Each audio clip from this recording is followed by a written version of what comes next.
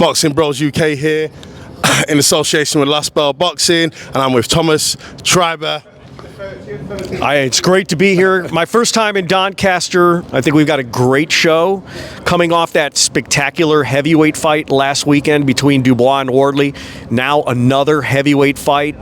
Hrgovic, big, strong hitting, hard hitting fighter going against, Dave Allen, who's a very tough guy. So I'm expecting this to be a great fight. Ooh. So you are master of ceremonies. I'd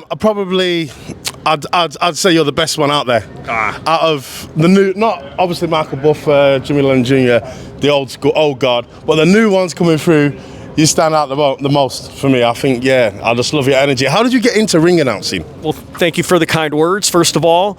I started very, very young. I started when I was only 17 years old. I grew up in the United States, just outside the city of Chicago, in the state of Illinois. And I knew at a young age I wanted to be in broadcasting. And certainly ring announcing wasn't on my radar when I was, real young. But when I turned 17, I had the opportunity to ring announce a boxing event and fell in love with it.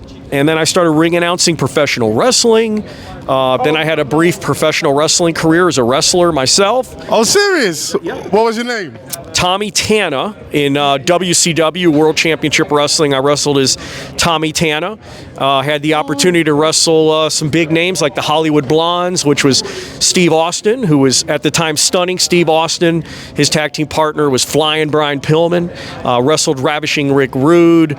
The Equalizer, a tag team called the Kongs, managed by Harley Race. So had some great opportunities as a wrestler, but after a couple years of wrestling, I knew ring announcing was really where I wanted to continue my path as far as a career. Okay, so tell me your ring name again, please? With WCW, now I was an enhancement talent, or a jobber as they called it back in the day. Oh, okay. We're talking about 1993. So yes, I want to know more about this. I was only 19 years old. And I'm in my early 50s now. So we're talking many, many years ago that I wrestled.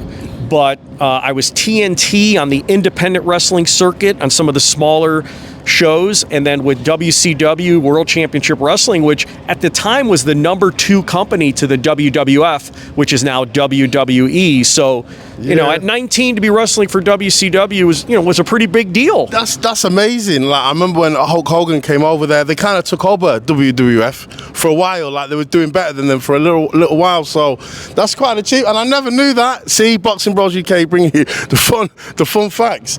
Oh, that's amazing. I know this is a boxing show, but fuck it, I like wrestling too. Right? What do you think about wrestling today?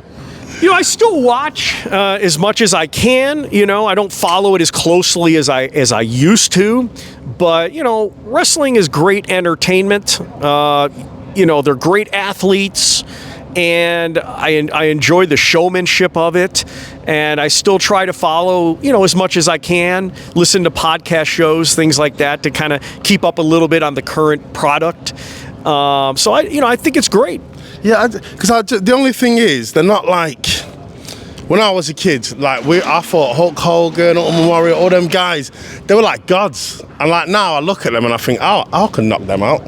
And I'm like, that's how I feel. I look at them and think, nah, these ain't the guys. That's my only thing. Well, I mean, look, it's sports entertainment. Nobody's in there to intentionally hurt anyone. But, one thing you can't fake is you can't fake gravity. So when you see guys falling from, 5, 6, 10 feet high onto the mat or the floor, you can't fake gravity. So, and it is very hard on the body. There's a lot of traveling involved. You're trying to stay in shape. You'll have an injury from time to time that you got to wrestle through. So you can't be a wrestler and not be a tough guy. And I'm not saying I was a tough guy, but it's a quiet one. It's got its challenges. So I know you're a busy man, so I'm going to ask you one thing that we started doing on Boxing Bros UK. It's called Fight, Fight, Fight. It's like Snog, Marry, Avoid, but you're American, so you probably don't know that one. But basically, I'm going to give you 3 names, and you're going to have to choose 1 to fight in the ring, 1 to fight on the street, just having a street fight, a brawl, and 1 to fight by your side if you're in a pub and 10 gypsies want to fill you in, and it's just you. Boy. So, first one, Tyson, Derek Chisora, David Hay. Who do you fight in the ring? Who do you fight on the road, straightener, as we say in England, and who's got your back in the pub? Whew, man, I mean, that's a tough one because those are three tough dudes. In the ring, let's start there. I think I'll go with David Haye. No disrespect to David Haye. Great fighter. Well, he's the best person you got a chance with. I just feel like on the streets, I want to have Chisora with me. Oh, you want to fight with him? I'm sorry, on the streets. Yeah. I think Chisora would be the guy on the street. And then with Fury, I think that. Oh no, Mike Tyson. Oh, Mike Tyson. Mike Tyson. Oh man, I thought you were talking about Tyson. No, I am Mike. You had the two other British guys in there. Yeah. Oh, Mike Tyson. Man, oh, geez. I wouldn't want to fight him in any circumstance. So he's got your back then, yeah? Yes. Yeah, I'm going to have Tyson on my side. So Mike Tyson's got your back in the pub. You fight David Haye in the ring. Chisora, you'll take your chances with him on the cobbles. Yes. Yeah? Yes. Okay. Thank you very much, brother. I appreciate it. Cheers.